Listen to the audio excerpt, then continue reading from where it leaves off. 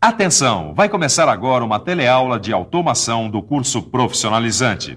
Este módulo tem um total de 20 aulas. Hoje você vai assistir a teleaula número 11. Bons estudos!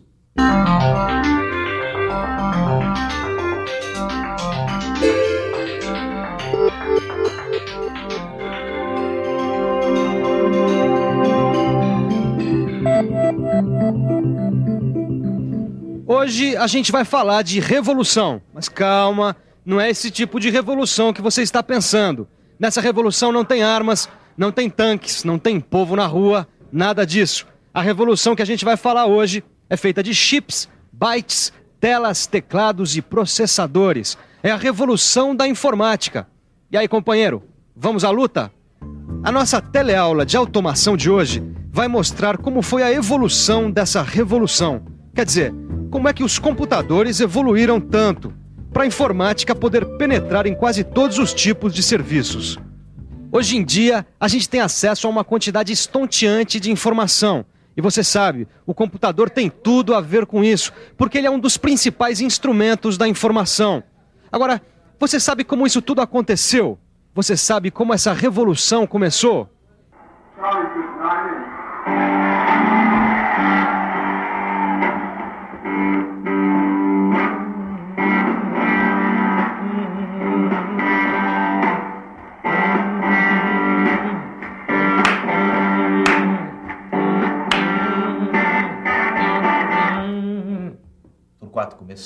Começou.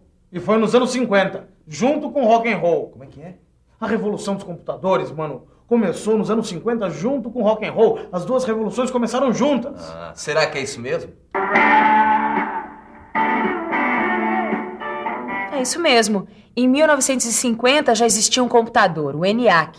Ele ocupava uma sala toda e custava $500 milhão.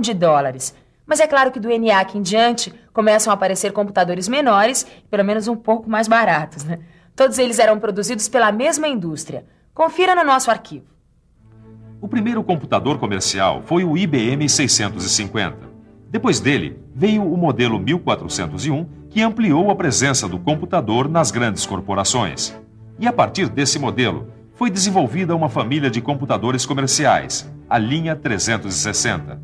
Com ela, começa a terceira geração de computadores. E com a terceira geração de computadores, surge um novo conceito na história, o CI, Circuito Integrado. É isso mesmo, professor Ferrari? É isso mesmo. A segunda geração, ela trabalhava com componentes discretos, os transistores soldados em placas de circuito impresso. A partir daí, a terceira geração fez uma integração desses componentes em um componente só, que é o circuito integrado. E é claro que o circuito integrado representa apenas mais um passo na evolução dos computadores, porque evolução, na história da informática, é quase uma rotina. Não é maravilhoso? Uma indústria onde a evolução é rotina. Como é rotina você cortar o meu som, né?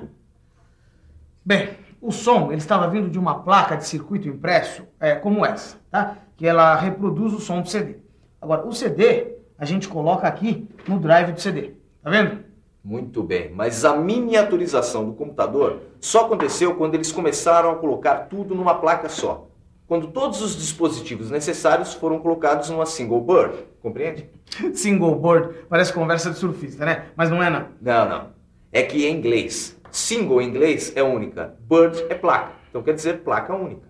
Tá dando para perceber que em computação tem muitos termos em inglês, né? Mas é bom você já ir se acostumando, porque é assim mesmo. Por exemplo, aqui nós usamos esse desktop, que é perfeito.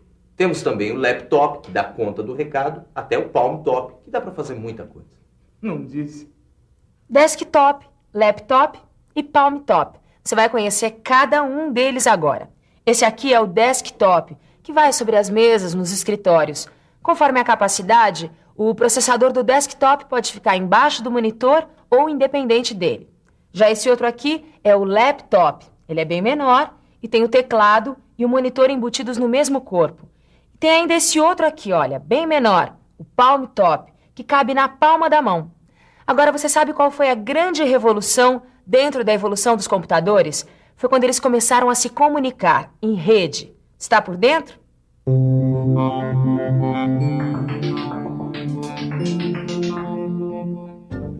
Através das redes, vários computadores podem acessar um mesmo banco de dados e podem se comunicar entre si. As redes podem ser num mesmo escritório, podem ser nos diferentes pontos de uma organização, em diferentes locais, estados ou países. Ou podem ser redes mundiais, de conexão ilimitada, como é o caso da internet.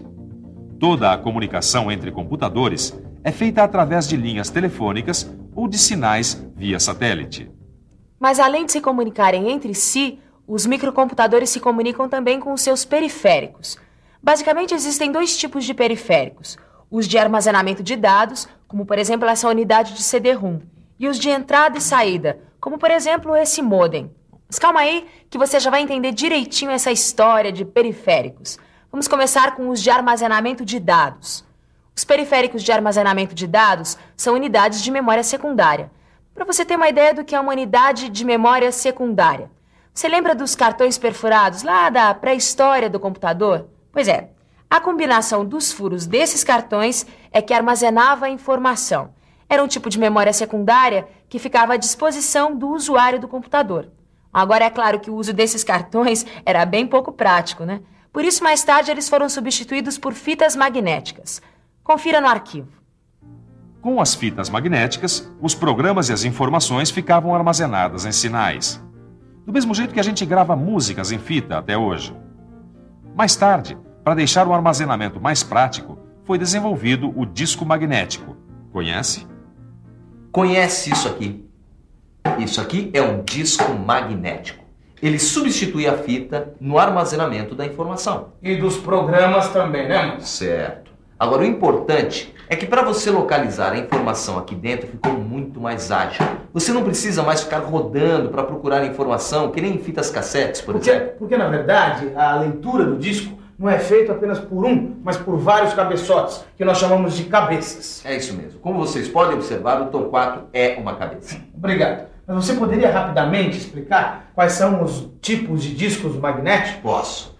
Os discos magnéticos são classificados em dois grupos de acordo com a sua dimensão e a sua capacidade de armazenamento. Mas, mano, quais são esses grupos? Os grupos são os discos rígidos, como esse Winchester, e os discos flexíveis, como esse disquete. E eles são encontrados em várias versões. Você vai conferir agora como é que os discos rígidos e flexíveis variam em dimensão e capacidade. Quanto à dimensão, os discos flexíveis variam entre 5 1/4 de polegadas e 3 polegadas e meia. Já os discos rígidos podem ser do tipo full, que são maiores, ou do tipo slim, que são menores. Quanto à capacidade, os discos flexíveis de 5 1/4 são de 360 KB e 1,2 MB, enquanto os de 3,5 são de 720 KB, 1,44 MB e 100 MB. Já os discos rígidos podem variar de dezenas de megabytes a dezenas de gigabytes de capacidade. Mas capacidade de armazenamento mesmo é a do CD-ROM. É esse disco que você já deve ter ouvido falar, não é?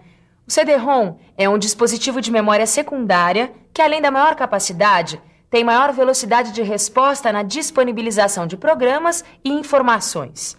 Bom, deu para você ter uma ideia dos dispositivos periféricos de armazenamento de dados. Vamos ver então os outros periféricos que estão faltando, os de entrada e saída. O primeiro dispositivo de entrada e saída que você aprende é esse aqui, o monitor de vídeo. Assim como na sua TV, o monitor pode ser monocromático ou colorido. Ah, mas ele pode variar muito de resolução. O que o mano quer dizer é que o monitor pode ser mais ou menos preciso na apresentação das imagens, compreende? Compreendo. Não estou falando com você, estou falando com o pessoal que está assistindo, presta atenção. As telas dos monitores variam muito conforme o padrão de sincronismo, número de cores e outras coisinhas mais. Existem telas do tipo EGA, CGA, VGA e Super VGA. Cada uma com um padrão diferente de resolução, sincronismo e cores. Um outro periférico de entrada e saída bastante importante é a impressora. Bom, como você está vendo, aqui tem vários tipos de impressoras. A impressora matricial, a jato de tinta e a impressora a laser, que é a que oferece maior qualidade. E ainda tem mais uma série de periféricos de entrada e saída, como secretária eletrônica, fax, gravadores. Todos são acessórios que aumentam tremendamente o potencial de comunicação do computador. Nas indústrias e nas grandes empresas, o uso do microcomputador varia muito. Aqui nesse jornal, por exemplo, o micro de cada jornalista está ligado a um computador central, que a gente chama de servidor de rede. Quer saber como ele funciona? O servidor de rede tem uma infinidade de informações armazenadas na sua memória. E essas informações podem ser acessadas por cada micro ligado a ele. E tudo ao mesmo tempo. E nas indústrias, o uso do computador é bem diferente do que nos escritórios. Mas isso fica para a próxima teleaula. Por enquanto, você revisa tudo que aprendeu na teleaula de hoje. E atenção, se liga aí que é hora da revisão. Na nossa teleaula de hoje, a gente viu como foi a evolução dos computadores. Você viu como surgiu o conceito de compatibilidade entre os equipamentos. Conheceu os principais tipos de microcomputadores. Viu como eles operam em rede e teve uma boa ideia dos periféricos do micro, conferindo quais são os principais periféricos de armazenamento de dados e de entrada e saída. Olha, só tem uma saída para quem quer aprender mais sobre microcomputadores. É pegar o livro, estudar bem a aula, fazendo todos os exercícios. É isso aí. Eu garanto que vai ser o maior barato. Agora eu tenho uma surpresa para o meu amigo Torquato.